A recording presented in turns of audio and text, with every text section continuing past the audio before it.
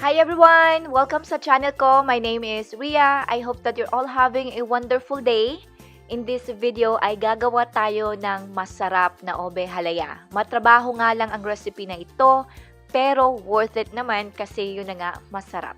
Alright, mag-umpisa tayo sa mga sangkap. Kailangan natin ng butter, coconut milk, condensed milk, brown sugar, vanilla, at purple yam. Sa lista ng mga ingredients, kindly check ang description or show notes down below.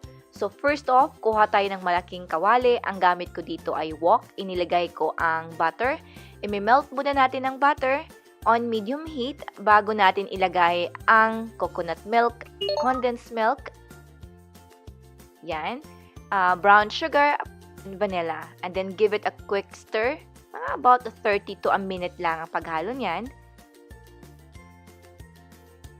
Then ilagay natin ang purple yam. Sa purple yam naman, ang gamit ko dito ay frozen. Pwede naman kayong gumamit ng yung talagang from scratch. Like for example, i-steam nyo yung yam or yung ube mismo, okay? Pero dito, gumamit na ako ng frozen yam. So, sa ube halaya, ang pinaka-importante dito ay haluin nyo talaga continuously.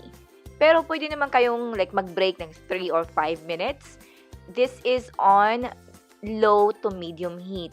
So, yun na nga, importante, low to medium heat at saka haluin nyo talaga yan. In my case, hinalo-halo ko ito mga about 1 hour and 15 minutes. Okay? So, kapag ganito na yung consistency, malapit na talaga itong matapos. So, yun na nga, continue lang ang paghalo.